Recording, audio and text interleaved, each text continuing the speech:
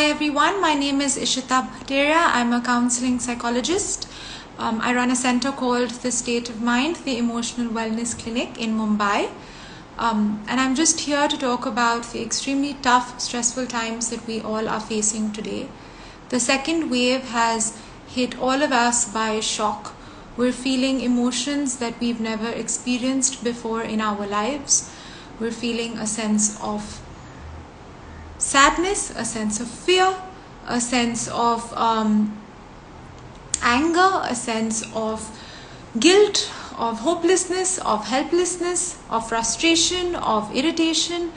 And the first thing that I want to tell all of you is feeling any of these emotions are absolutely normal. I don't want any of you to be feeling that just because my own family is not going through something or nothing has personally yet happened to me, I should be feeling all right, because the first thing that we have to understand is that this is personal. Never have any of us felt this kind of threat to all our lives, our livelihood ever before. I would say for myself and for most of my clients and people who I know, last year was scary. We feared the unknown. Today we know what it is, and it's even more fearful. Last year, for many of us, we knew that if we got the treatment in time, if we knew that you were fit, your immunity was on check, you would be all right. But today, all of those validations or truths that we felt, they're all in question mark today. So firstly, any emotion that you're feeling, you need to understand that it's absolutely normal. It's important to not dismiss it, but to acknowledge it, because one has to realize that the more we dismiss what we're feeling, the more overwhelmed we get, and the harder it is for us to cope. So it's very, very important that we kind of just acknowledge what we're feeling. The first thing that I would want to talk about is just the amount of information that's all there. I think whether as soon as we wake up, we're on our phones, or we put on the news, or we talk to our friend, and there's just an influx of information that's becoming more and more overwhelming for us. I think it's confusing for many people because on one hand, you don't want to expose yourself too much. On the other hand, you still want to be helpful. So a lot of people are finding confusion, chaos, and anxiety in what is right and what is wrong. And the honest answer for this is there is no right or wrong. It's extremely personal. But what you do have to keep in mind is that you have to find your own balance for yourself. While coping with this, we have to realize that we have to take care of ourselves as well. You can only be able to help others if you are all right yourself. So as a thumb rule, what I recommend to anybody who I know is when you wake up in the morning, at least for the first half an hour, do not check your phones, right? Try to go to sleep with your phone on do not disturb, which means that the excess WhatsApp messages, groups, etc., or other notifications that make your phone beep, you are not being disturbed by that. When you have your phone on do not disturb, if you have any urgent messages from your family or loved ones, they will call you and you will be able to know. So it's not like your phone's switched off and you're unavailable. You are available, but this is a great way of forming a boundary for yourself. So for the first half an hour at least, if possible, try not to go on your phone. Similarly, at least an hour before you go off to sleep, try not to be on your phones, try not to be on social media, try not to be going through articles, etc. that people have left. We need to allow ourselves to switch off and then slowly switch on, right? Another great thing that you can try doing is with all the articles and everything else that we're getting, you do not need to read and everything at one go. As a thumb rule, what I try to do myself is try to read one article a day. I know there's a lot of stuff there. So if you do want to read more, try to space it out so that you're not allowing yourself to overwhelm at any moment, because you need to realize the more overwhelmed we get, the more anxious we're going to get. The higher our anxiety, the harder it is for ourselves to calm down. As opposed to if we overwhelm ourselves a little bit, it's easier for us to be in touch with ourselves and kind of be able to cope. So I think it's important to just allow yourself one moment, one article at a time, and don't involve yourself absolutely in it. At any point, if you're feeling, even while reading something, that this is overwhelming me, stop. You are in charge of yourself. Each of us know how much we can handle and how much we can't. So therefore, it's really, really important to put those boundaries for yourself. Also, don't compete with what the others are doing. Just because somebody else is writing papers on it or being able to talk about it, and you're not being able to do so, it's absolutely all right. These are extremely tough times, and we need to figure out what we can do for ourselves. It's the same thing when it comes to helping people. Today, when you go on social media, you see tons of posts about people needing help for oxygen, for hospital beds, etc. Some of us are being able to manage that. Some of us are being able to be on top of it and post and help people. But even in something like that, it's very, very important for us to ask ourselves, how much are we being able to do? I've recommended to so many people that if you're unable to see so much information coming your way, don't even open that. Instead,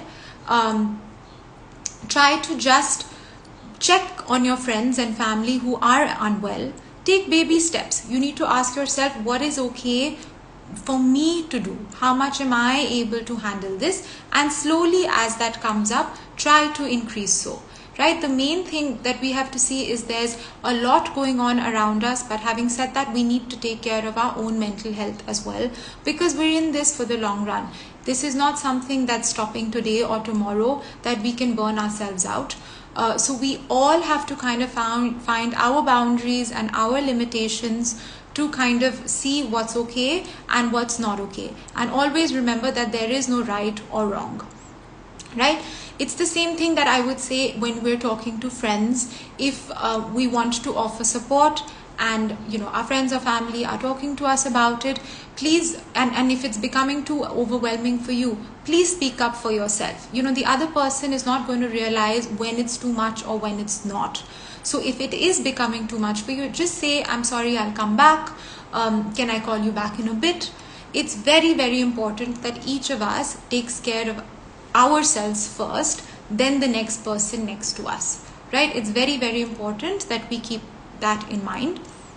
The second thing that I wanted to speak about is in these times, we've suddenly felt that our mood is suddenly not what we assumed it would be. Our level of motivation is not what we thought it would be. Our level of concentration is not what we thought it would be. And I'm not saying that we're depressed, but if you put us on a spectrum, which is feeling depressed or feeling on top of the world, we're all somewhere in the middle. As Adam Grant recently spoke in his article that he published in the New York Times, he's a psychologist from Wharton. He said that we're in a state of languishing. And I couldn't agree more, because although a lot of us are privileged enough today and safe enough today to continue with our lives, we wake up in the morning and we just don't feel like getting out of bed. We're working, but we don't have the motivation or the inclination to work the way we would otherwise want to. By work, I don't just mean career work, I mean homework, I mean work with our children, with our parents, in any capacity. Right? One has to understand that we are in tough times, which takes a toll on us overall.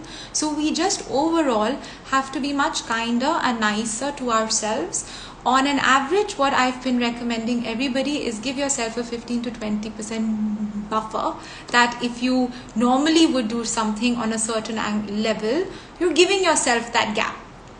To be able to kind of function, because the more pressure that you put on yourself, the more overwhelmed you're going to get again. The more overwhelmed you're going to get, the more anxious you're going to feel, and it just doesn't help the whole situation, right? So just kind of gives that yourself a gap. It's the same thing with productivity, how much you want to be able to do in a day. Give yourself that gap. Right? And there is no right or wrong. There is no correct way of doing things. If you feel that you're being able to work for 1 hour, I need a 1 hour gap, give yourself that. Having said that, if you feel that if I give myself that gap, then it's hard for you to get back into work, then push yourself and finish everything off at one go. It's very, very important to understand that there is no right or wrong. You have to kind of figure out which way works well for me, and accordingly you can see which way you can work. One thing that I would strongly recommend though is to make a routine for yourself every day. And when you are able to finish that routine for that day, give yourself a mini reward. The reason for this reward is because today the times are so gloomy that a part of our brain is questioning, saying, why are we doing this? What is the point? There's a big existential question out there, the larger question, and therefore we need to train our mind that, the routine that we're following is good for us. This is basic classic conditioning. It's something that we, do with children as well. When they do something right, we give them a hug, we give them positive affirmations that what you're doing is right. Similarly, whatever routine that you make it from the day to the evening, it's very important to give yourself a mini reward, a mini pat on the back. To kind of recognize that I am doing well for myself, that even in these times, I'm able to cater to myself. Another thing that is very important that you do is when you form your routine, try to put as much as possible, try to do as much things as possible which are in your control. Anxiety is fearing for the future. Anxiety is trying to control things that we have absolutely no control over. Today, a lot of things that are happening around us, we have no control over. But there are certain things that we do have control over. For example, starting from a COVID point of view, how we sanitize our house. What are certain things in play? And you literally can go through that checklist that this is all that I am doing. Similarly, in your routine, try waking up at a similar time each day so you know that you're in control of your life. Try to eat things that make you feel that you are in control. Try to exercise so that you feel you're in control of certain aspects of your life. Having said that, things that we do should not just be all the shoulds or things that are good for us or things that we should be doing. It also needs to be a combination of some things that we want to do, which means time off, right? So in the evenings or whenever you get some time, try to do things that are fun for you, that you like to do. It could be watching a show, it could be cooking something. I know in these times a lot of us feel that, is it okay to do that? Right? When people are suffering the way they are, a very common question that I'm asked is, but is it okay to do that? And I think the answer is yes. We all need to take care of ourselves. Nobody is saying that you need to gloat about it or post the privilege that you have, all around. We need to be sensitive and empathic about what's happening around us. But at the same time, we need to be able to kind of take care of ourselves. We need to be able to give ourselves a pat in the back, find our ways to be able to cope. If you celebrate something, if you get a promotion at work, if there is anything, you need to be able to give yourself validation, because at the end of the day, it's your hard work that's paying off. At the end of the day, whatever said and done, we're living in these tough times and we're still waking up every morning, and each one of us is trying our level best to do what we need to do. So as a result of that, it's very important that we do pamper ourselves, reward ourselves, do things to be able to continue, right? Having said that, despite all of this, our anxieties are extremely high. So a few things I would like to recommend as techniques, as things that you can take away, things that you can try, and after which I will open up questions and be happy to answer whatever people have. The first technique that I would like to recommend to people is, if you hear any news or if you're unable to switch off by what you've just heard or what has just happened, try to first breathe in, count till 4, breathe out. When you do that, it kind of gives you a sense of control within you. And once you do this about 3 times, try to count back from 100 in sevens. I know for a lot of us, math wasn't our best subject, but this technique is helpful because when you count back from 100 in sevens, by that I mean 100, 93, 86, what we're doing is that we're mentally stimulating our brains and we're distracting our mind from what we've just heard, or we are unable to switch off from. What we have to understand is when these things hit us, it's difficult for us at that point to suddenly calm down. The longer we are in the state of shock, the longer we are in the state of trauma, the harder it is for us to cope from it. So when you do an exercise like this, by the time you reach 0, you would have calmed down. So then it's easier for us to process, to understand, to rationalize, to cope, to support each other, whatever it is that we have to do. The whole process becomes easier. If numbers are not your thing, another thing that you can try is, from all the alphabets that exist, name a food item. It's a fun exercise. In India we speak in all languages, so you can first start with all languages, and if you want to make it harder, you can stick to English. But start with, A for apple, B for banana, C for cake, D for donut, etc., etc. The reason for this is, again, that none of these food items mean anything to you, right? So they're not going to trigger another memory. It's a fun game. It takes time from A to Z. You can do this exercise in terms of movie names and other things too. The two categories that I would recommend that you don't do this in is people's names and places, because the last thing you want is, while you're distracting yourself from something, you get triggered by another memory, right? So it's important to do that. The other thing that I would recommend is, when you start feeling the anxiety a lot of times about what if, what is going to happen, the anxiety is about the future. Again, start with the breathing that I recommended, which is breathe in 1, 2, 3, breathe out 1, 2, 3. Do this about 3 to 4 times, and after that do a basic grounding exercise, which is, try to point out 5 things that you can see, 4 things that you can touch, 3 things that you can hear, 2 things that you can smell, and 1 thing that you can taste. The smell and taste can get a bit hard, because the taste would be the last thing that you've eaten, and smell is a little bit harder. But try to do that, because this is a basic mindfulness grounding exercise, because by doing that, you're checking all 5 of your senses, and you're bringing back your thought to the current. Anxiety is about the future that we have no control over. So we need to bring it back to the current. Once you've done the 5, 4, 3, 2, 1, then ask yourself, how am I? Is anything wrong with me? Am I feeling all right? Do I have a headache? Is my throat hurting? Anything at all.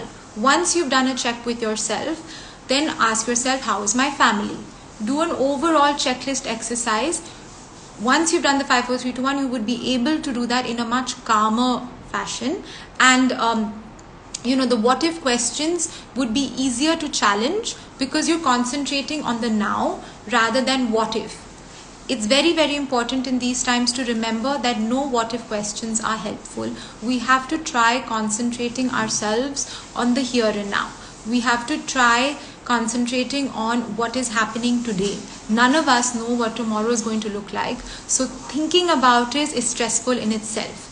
Therefore, it's very, very important to kind of just stick to the now and focus on the now. For people who are having trouble sleeping, for people who are just fearing something happening to them, for many people, the fear of death has become a lot more real. The fear that what if they do this and something happens to them, a lot of these thoughts has become more real. A great exercise to do then is, one is guided meditation, and there are plenty of apps and YouTube stuff that can help you with that. But another thing that you can do is just lie on a bed or a couch, whatever you have, shut your eyes or stare at one place, whatever works for you, and starting from your toes, breathe in, and then just wiggle your toes, focus your attention on your toes, and just remind yourself that you are fine, your body is fine. From your toes, then you go to your ankle. From your ankle, you go to your calves. From your calves, you go to your knees. From the knees, it's your thighs, and it's your entire body till you reach the head. I know I'm doing this really quickly. If any of you want, you can message me later and I can help you do this otherwise. But just what this exercise does is, anyways, when we breathe deeper, there's more oxygen entering our body. The more oxygen enters our body, the easier it is for us to think clearer. And what we're doing in this manner is that we're reminding ourselves, we're reminding our body that we are all right, that this is all right, right? Because that's the main thing that we have to keep reminding ourselves, that I am okay today, right? That things are okay for me today. As soon as we start thinking about tomorrow, day after, anytime after that, it gets out of our hands, we have no control over it, and it becomes really stressful. There are many more techniques that I am happy to share. If any of you want, I can get in touch with you. Can get in touch with me privately. But before that, do any of you have any questions? Anything in particular that I can answer?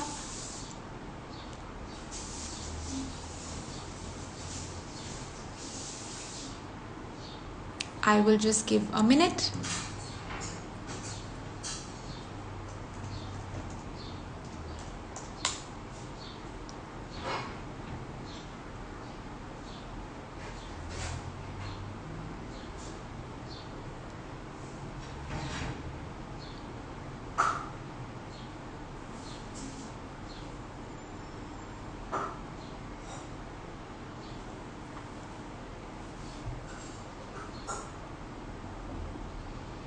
And I think in general, in these times, just kind of remind yourself that it's okay to ask for help. That help doesn't have to be a therapist or somebody professional, but anybody who you find helpful to speak to. How to cope with COVID with kids? I think that's an extremely stressful situation. Do you mean if they have COVID, or how to work with them? I think if the topic is about if your kids are at home, it's very important to find the balance for yourself and for your children. I know that you may feel that if you're not with them all the time, you're not being the perfect parent, but it's important to understand that it's extremely difficult for the parents at this point, and it is difficult for the children at this point. So try to, the same way I mentioned a routine for you, try to put children in a routine too. This routine has to be a combination of things that they should do, things that they have to do, and things that they want to do. What you have to realize is children may not be able to speak in so many words, but they feel they have no control over their lives. They were supposed to do school, they could go out and play, they could do things, and today they're not allowed to do anything. Rather than very few things at home. So it's a helpful thing to try asking them, what would you want? That can be in terms of food, that can be in terms of play, that can be in terms of what they want to watch, obviously with parental supervision, but kind of try giving them the control and finding that balance. Also, whatever your parenting technique was, whatever your plan was, I think it's important to realize that all those plans kind of have had to evolve, have had to change. So if your child is sitting more on screen that you would have liked, it's all right. If your child is being is having a few more emotional outbreaks than they otherwise would have, that's also all right, because unlike adults, they're not able to speak out their minds, they're not able to really speak out what they're feeling, and nor are they really understanding what exactly is happening. So just kind of give them a control, give them a routine, at the same time talk to them, try being easier with them and also easier with yourselves. But in all of this, as parents, mothers, fathers, try giving yourselves, if every day, if not every day, then at least few times a week, some time for yourselves, because it is difficult to manage children at the moment, and that's why I kind of give some time for yourself to be able to rebuild. How to deal with helplessness, not knowing what to do to help when all has been done from our end in the old age. I think that's a very good question in regard to helplessness. I think it comes on different levels. If you're talking on a larger scale, it's very important to remind yourself everything that you have done and everything that you are doing in your power. Try to focus on that rather than things that are outside of your control. The more you focus on the things that are outside of your control, the worse that you're going to feel. Right? Try to things that you can do, and after that, personal skill. Sorry, I don't. If you could elaborate, Neha, I don't really understand what you're trying to say. But try to do what you can do. Try to focus on what are the ways that I have helped, what are the ways that I have contributed, is there anything more that I can do?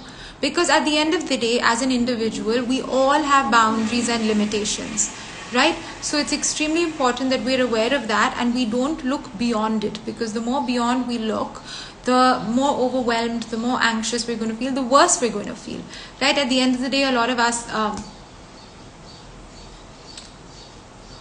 when there is sickness in your own home, I think it's a very, very traumatic time. I think you will be feeling a certain amount of helplessness and anxiety, and that is something that you can't avoid. What I would recommend at that point is try to vent out as much as you can. That could be to a friend, that could be to a professional, whoever it may be. Also, other than what you are doing, try not to keep an idle mind, because at this point, even an idle mind is not going to be able to help you.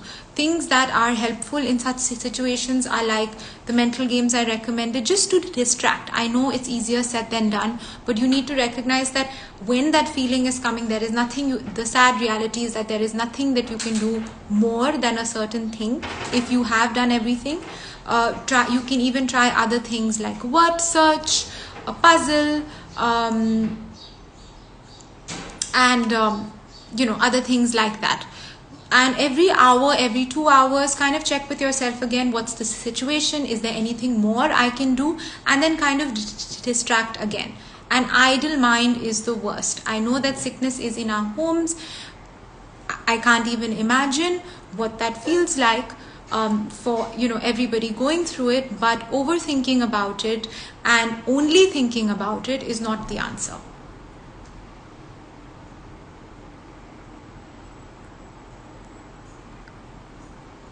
Does anyone have any further questions?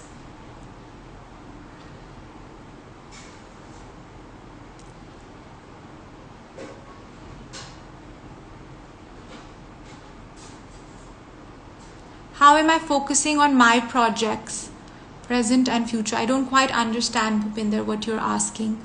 But if you could clarify, that would help.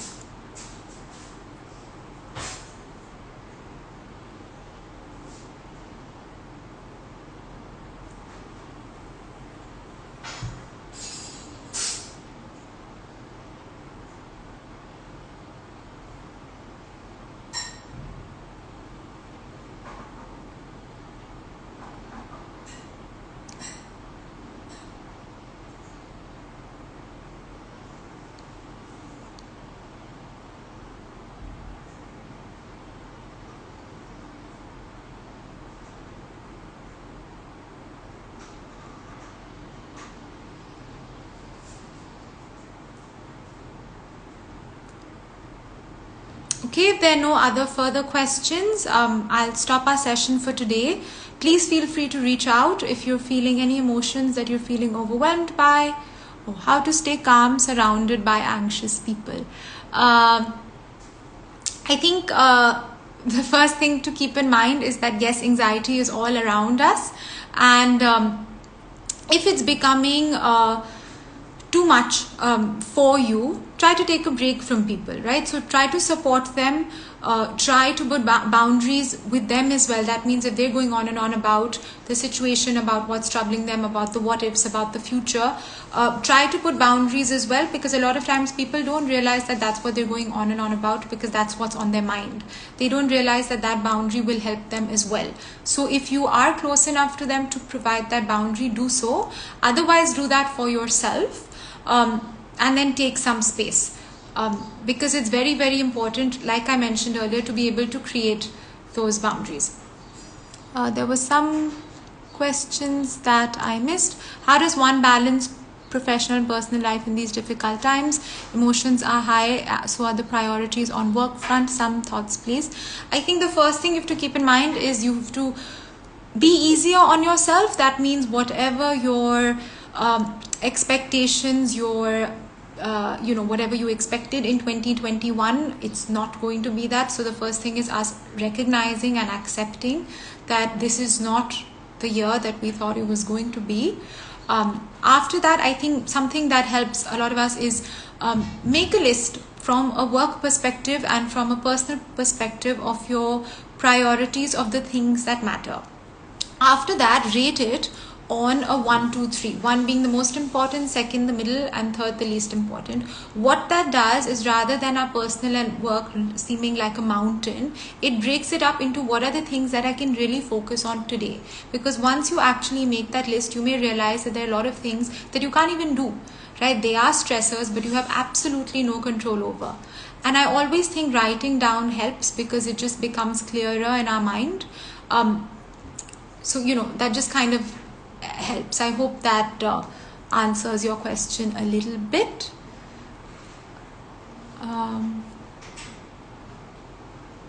Sure, Pooja, I will speak to the team and send the tools out so it's easier for all of you.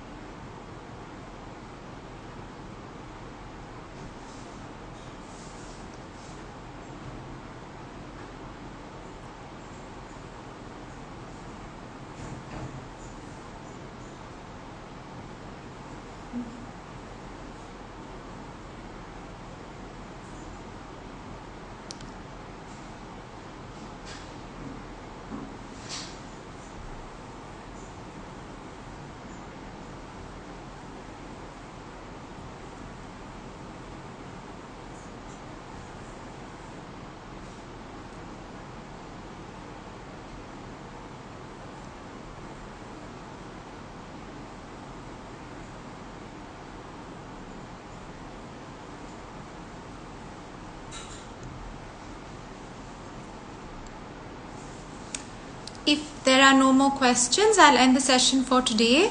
If you want to reach out to me, you can log on to my website, which is www.stateofmind.co.in. Otherwise, you can get my details. They've been posted on Limil's blog and on their Instagram as well. Just remember that in these times, it's extremely tough. Everything that you are feeling is absolutely normal, is absolutely all right. Do not dismiss it. Be kinder to yourself. Be easier on yourself. Do not compare yourself to what the next person is doing, or how productive or how optimistic or not the next person is. Focus your energy on yourself and see what you're being able to do. Whether it's work, whether it's your children, whether it's the house, all of it is extremely stressful. And in that, provide yourself some time so that you are able to focus on yourself and kind of work on your internal resources to cope. Because right now, the external resources that we would usually use are limited. So we need to rely on ourselves a lot more. And for that, we need to be positive, stronger, healthier, anything that we can do. Okay, great. Thank you.